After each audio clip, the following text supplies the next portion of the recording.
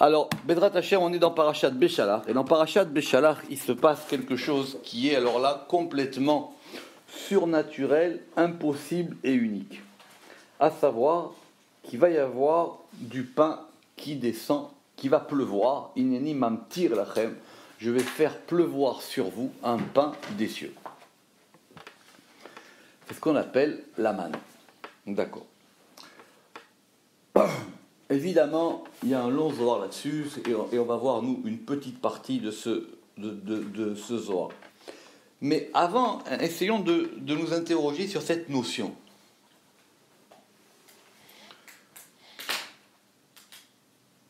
C'est quoi le fait que la nourriture, elle tombe du ciel ? Bon, alors, je ne vais pas vous raconter toutes les midrashim, etc. Il y avait tous les goûts, il y avait toutes les quantités, chacun il avait ce qu'il fallait, etc., etc., etc. L'une des manières de comprendre ça, c'est que normalement, c'est que pour arriver à un élément matériel, et en plus un élément matériel nourrissant, la nourriture, c'est pas n'importe quoi, il faut que ça passe par tout un tas d'étapes. On a bien vu dans la création, jusqu'à ce que ça arrive, qu'on puisse planter, qu'il faut qu'il y ait de la pluie, qu'il puisse avoir du blé, que le blé doit, etc., pour arriver à du pain, il y a tout un tas d'étapes qui doivent passer, et qui passent par des filtres, et qui passent par des éléments naturels, et qui passent par le travail de l'homme, et qui passent par beaucoup de choses. Dans le désert, il y a eu cette chose qu'il y a eu une seule fois dans l'histoire juive. La preuve, c'est qu'on gardera toujours après un échantillon de cette manne, où le pain descend du ciel. L'une des conséquences, c'est que, comme il n'y a pas tous ces intermédiaires, cette nourriture, donc, elle est céleste, et elle est au rythme céleste. D'où la grande question du Zohar, c'est pourquoi est-ce qu'il n'y avait pas de pain qui tombait Shabbat ?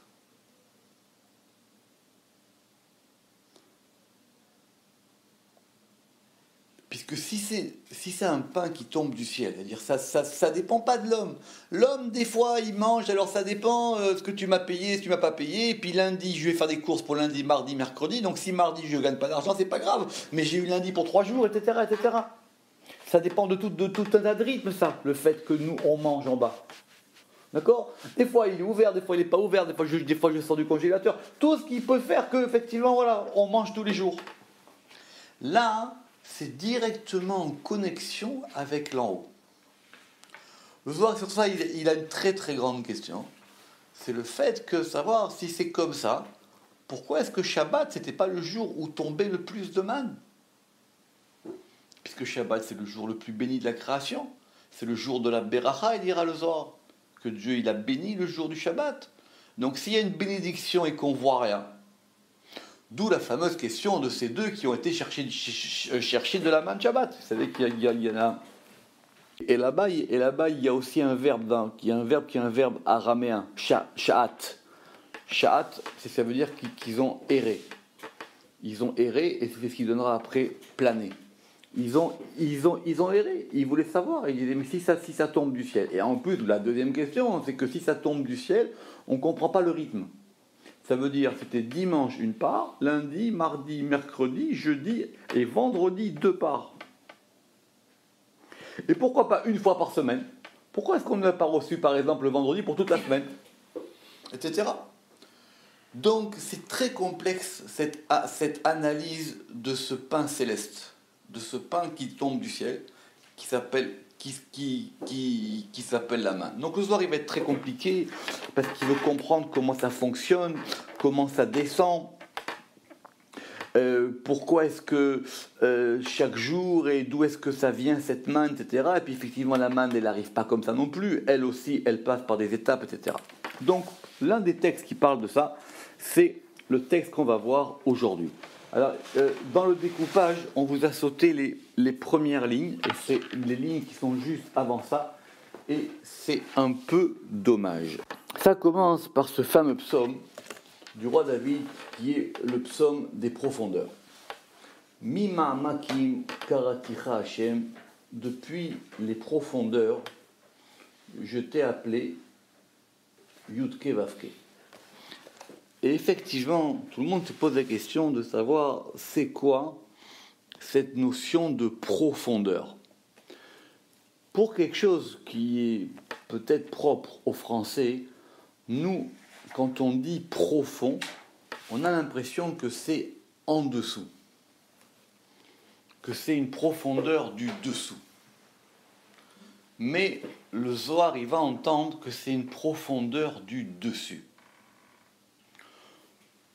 Quand on dit que c'est profond, on a l'impression que c'est en dessous, c'est-à-dire qu'il faut creuser et qu'il y a quelque chose qui est une profondeur. Alors vous savez que ce psaume-là, Mimamakim Karatira Hashem, ça a donné par exemple, d'après le Pshat, c'est de là d'où est venu qu'avant dans les synagogues, dans l'architecture, l'endroit où il y avait le chazan qui priait, il fallait descendre des marches. C'est pas comme aujourd'hui.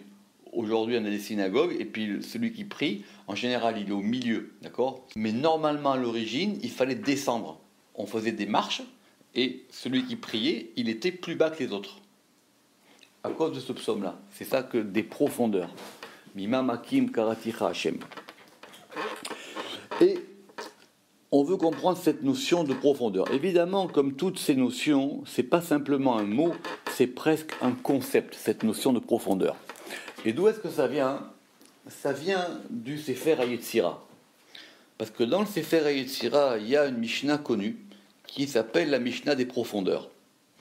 Alors, je vous la lis, après on va revenir.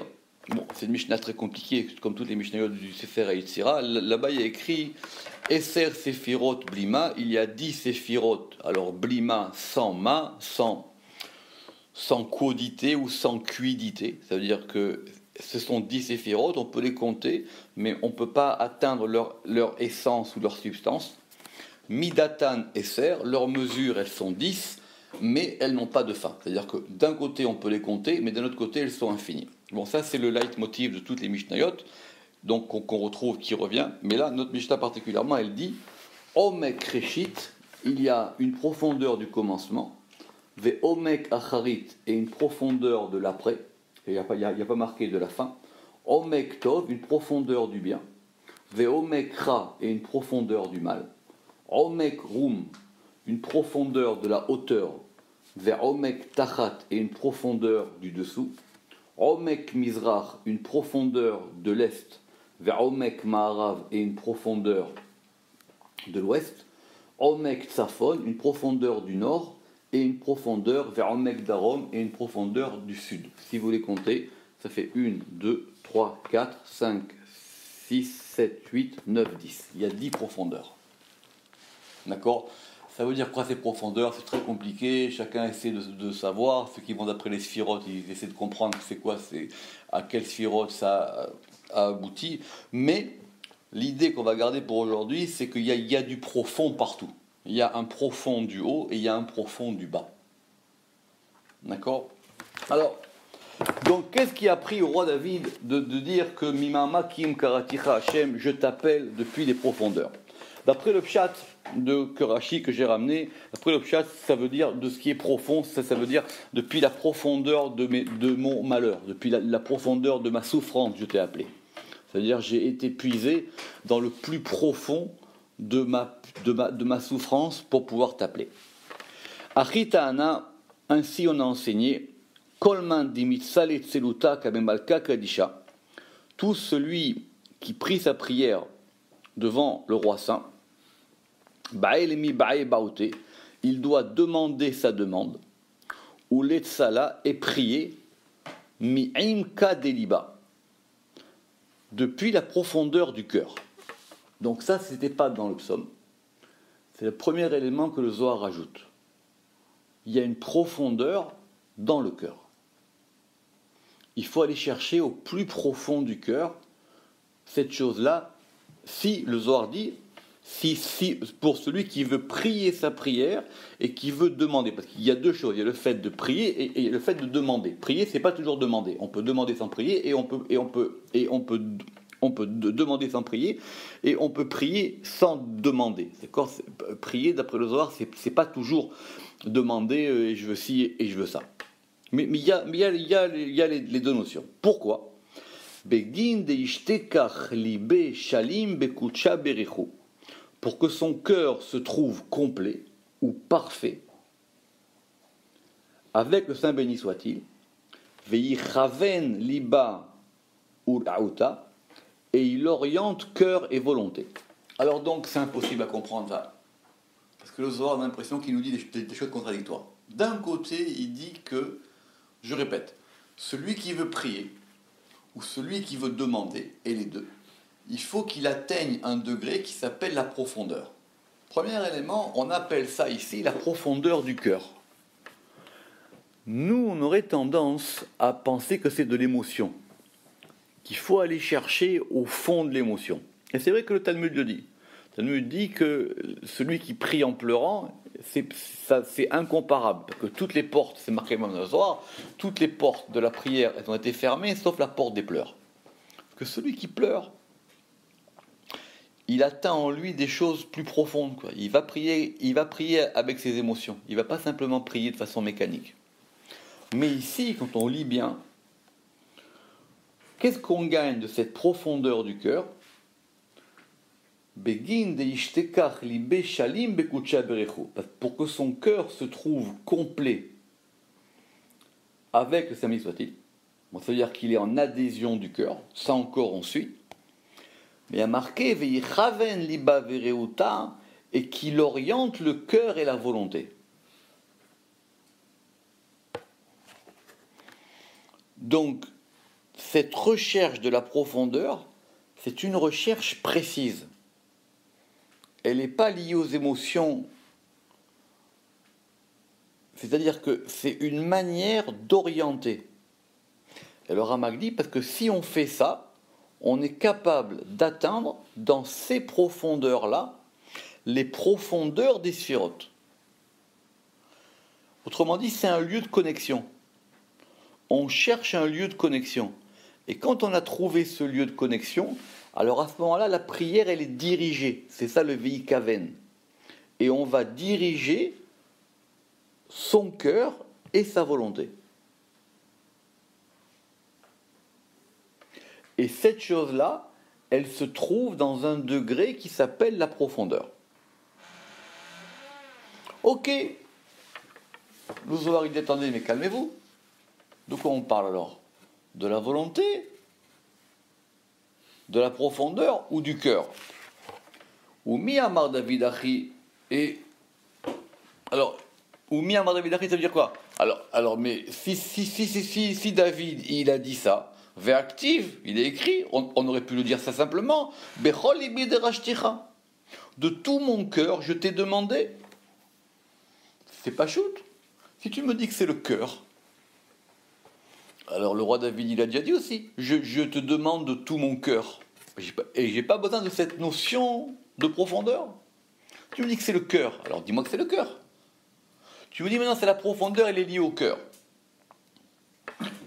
Vedak rasagi, mai baemi amakim.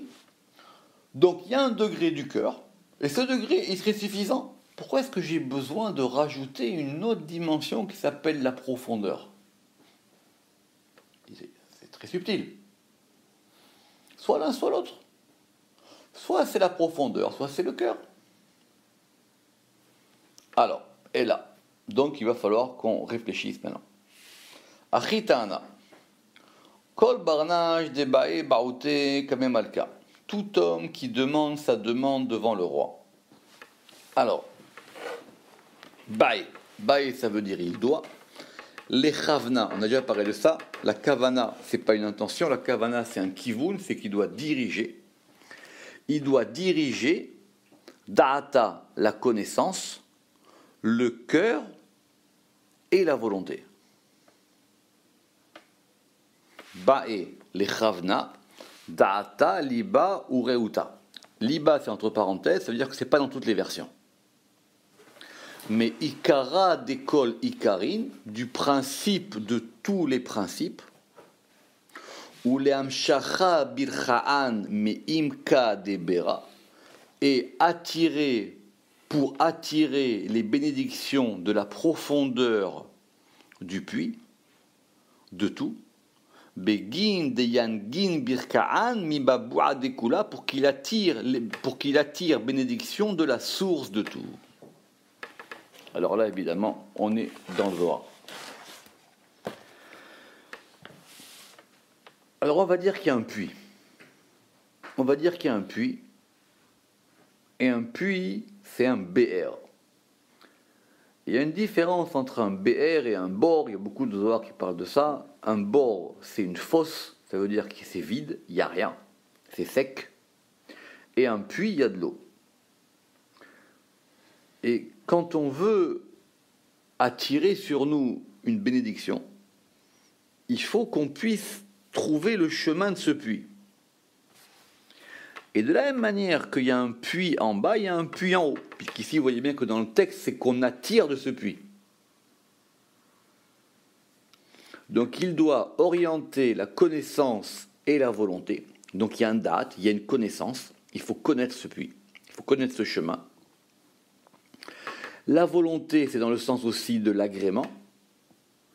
Depuis cet élément qui s'appelle le principe de tous les principes, Ikara des Kol Ikarin, vous lirez les notes si vous voulez, Mi Imka Debera, depuis la profondeur du puits, Begin de Yadgin Birkaan, pour qu'il attire les bénédictions, Mi Mabua Dekula, Mabua c'est à la fois la source, mais c'est à la fois c'est aussi le jaillissement, du jaillissement de tout.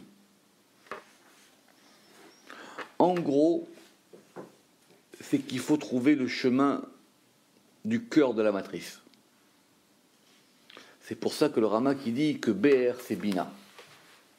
BR c'est la mer. Il faut trouver ce chemin du centre de la matrice. Il faut être capable de trouver ce chemin du point interne, du point central de la Bina. Parce que c'est de là-bas que vont pouvoir être attirées toutes les bénédictions qui, elles, proviennent de Chokhmah.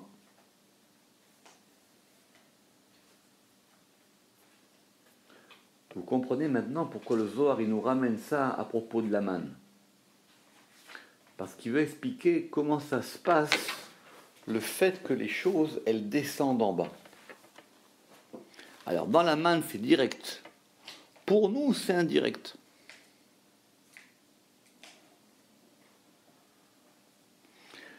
Mais c'est vrai que plus on est capable de puiser à la chose dans sa source, moins on a besoin d'aller dans les dépendances.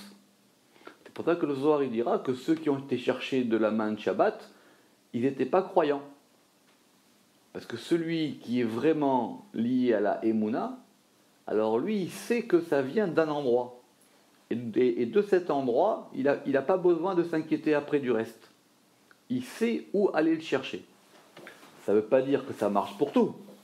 Ça ne manque pas des exemples de gens qui ont cherché et qui n'ont pas trouvé. Mais il savait que ça,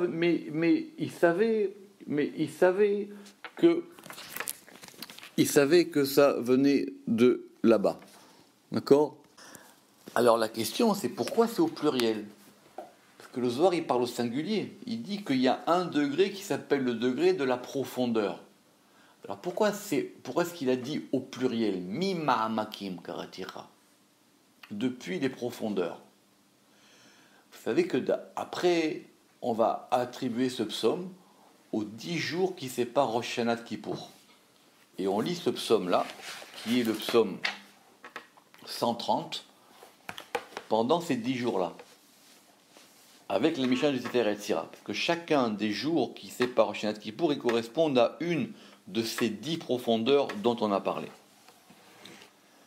Alors, le Zohar, il vient de nous dire qu'il y avait un endroit qui s'appelait la Imka Debera, qui s'appelait la profondeur du puits.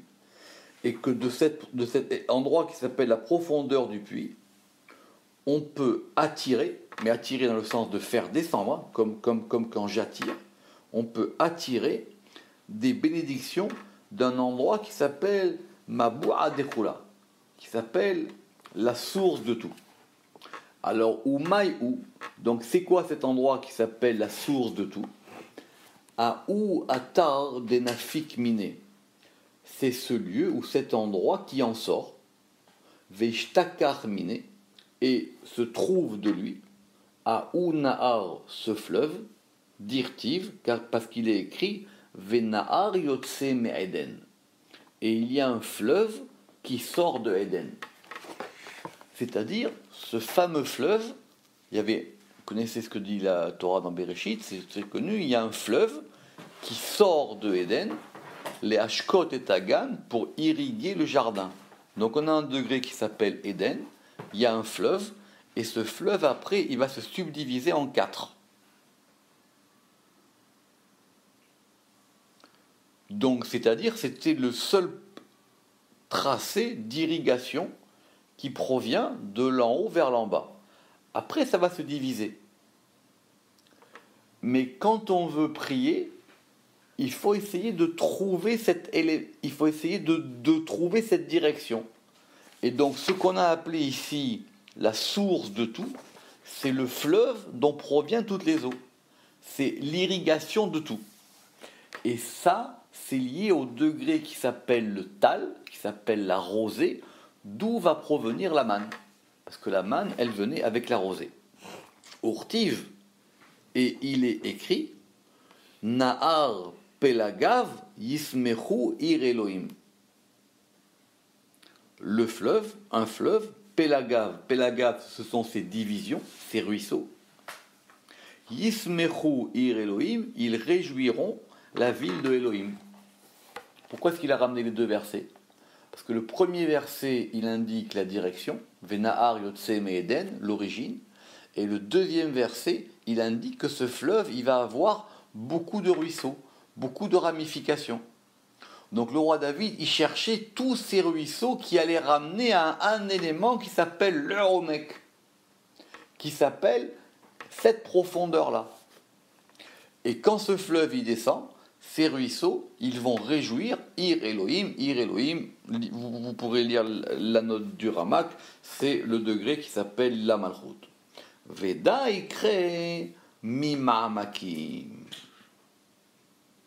Et c'est ça qui s'appelle des profondeurs, au pluriel et pas au singulier. Parce qu'il y a diverses profondeurs. D'un côté, il y a plusieurs manières d'y arriver. Il n'y a pas qu'une seule manière. Il y a plusieurs profondeurs, mais elles mènent toutes à une seule profondeur qui s'appelle la profondeur du puits. Amika Debira. Ce qui fait que vous pouvez y arriver soit par le haut, soit par le bas. Parce que de la même manière qu'il y a une profondeur en bas, il y a une profondeur en haut, et de la même manière qu'il y a un puits en bas, il y a un puits en haut. C'est pour ça que par exemple, les Avot et dit le Zohar, c'était des experts dans les puits.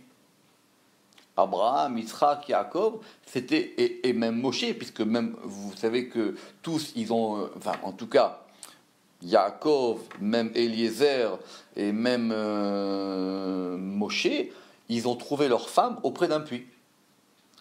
Que c'était de cet élément-là que c'était lié. Alors, Veda ikre miyamakim, imka dechula, la profondeur de tout, imka debera, la profondeur du puits, des mabouin nafkin venagdin le barchakula, car les sources sortent et attirent pour tout bénir. Donc, ce sont des sources qui proviennent de cet élément-là. Ça veut dire que finalement, il suffit de trouver le bon affluent. Il y a beaucoup d'affluents qui mènent au même endroit, mais il faut trouver le bon affluent. Donc la prière, c'est un singulier pluriel, ou un pluriel singulier. C'est pour ça que cette manne, elle était unique et particulière. C'est pour ça qu'on dit que finalement, chacun y trouvait sa part. Parce qu'on dit que la manne, elle avait un poids. Alors le Zohar, il dit, mais s'il y avait un poids, alors, et celui qui mange plus ou celui qui mange moins, alors il dit, non, c'était chacun selon ce qu'il avait besoin. ou chacun selon ce qui lui plaisait. C'est le point de jonction entre le multiple et le un. Veda ou Sheruta, le Amshacha Bilchaan, Me'aila le Tata. Et cela est le commencement pour attirer les bénédictions de l'en haut vers l'en bas. Mais il y a un chemin du bas vers le haut. Il y a un chemin du haut, ici le Zohar dit Me'aila le Tata, de l'en haut vers l'en bas, mais il y a un chemin de l'en bas vers l'en haut.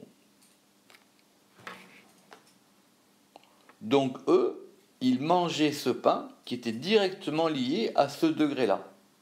Alors que nous, c'est plus compliqué.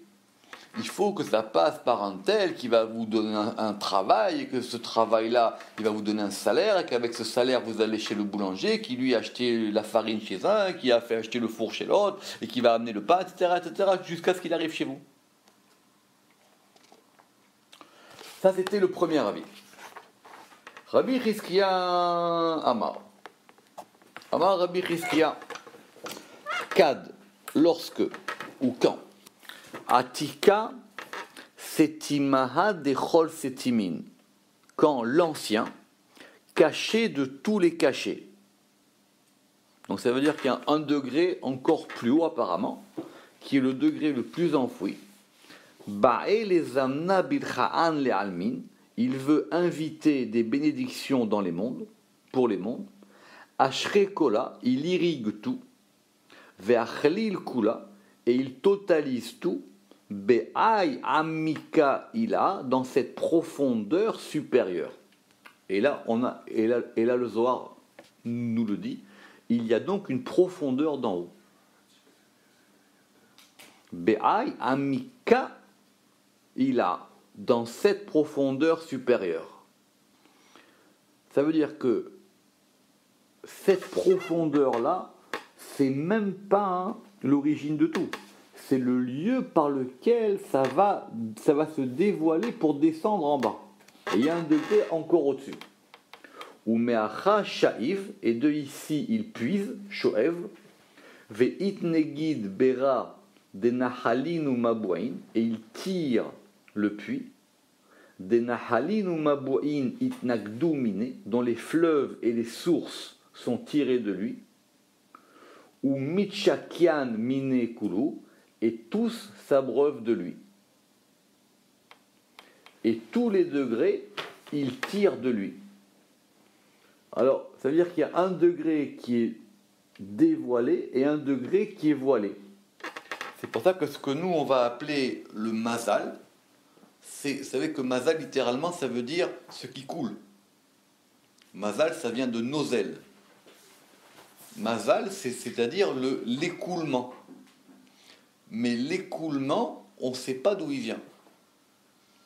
C'est pour ça que, quand on dit que Chaye Beneum Zoné, c'est connu, on a dit que la nourriture, les enfants et la vie, ça ne dépend pas du mérite, mais ça dépend de cet écoulement. On peut toujours trouver la source de l'écoulement, mais on ne peut pas savoir pourquoi ça coule ou ça ne coule pas. Alors peut-être que si on trouve la source de l'écoulement, on peut comprendre pourquoi ça ne coule pas, hein, c'est vrai. Mais c'est le fait que ça s'écoule. Mais pour savoir si ça s'écoule ou pas, il faut encore être capable de trouver le bon puits. C'est ça ce puits. Et le Zohar revient exactement pour comprendre, au départ, ou mande metzale tselouté. Et celui qui prie sa prière, donc on revient à l'homme.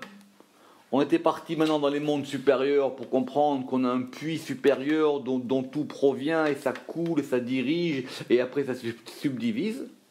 Mais maintenant en bas, quand il y a quelqu'un en bas qui va prier, ou mande mitzale tselouté, ba'e le chavna liba ureuta, il doit orienter cœur et volonté. Les amshach'a bilcha'an mea ou amika dekula, pour attirer les bénédictions de cette profondeur de tout. Ça veut dire que le roi David, il voulait tirer de là. Alors il y a des gens qui vont aller prier leur patron, Ou il y a des gens qui vont aller prier leur banquier. Le roi David, lui, il ne voulait pas de ça. Il voulait que ça provienne du degré le plus haut. Ce qui est exactement l'histoire de la manne. Il voulait atteindre ce degré-là. Pourquoi? Begin de yitkabel tselouté, pour que sa prière soit acceptée. Veit avid réouté, et que soit accomplie sa volonté ou son agrément. Mais il ne voulait pas que ça provienne d'autre chose que de là. Si je reçois, je veux recevoir que de ce côté-là. Parce que ce côté-là, je sais qu'au moins, je sais d'où ça vient. Le reste, si ça vient d'un autre degré, peut-être que c'est pas bon. Ou peut-être que c'est pas aussi bien, ou c'est pas ça que je devrais avoir. Baruch Adonai Leolam, Amen ve Amen.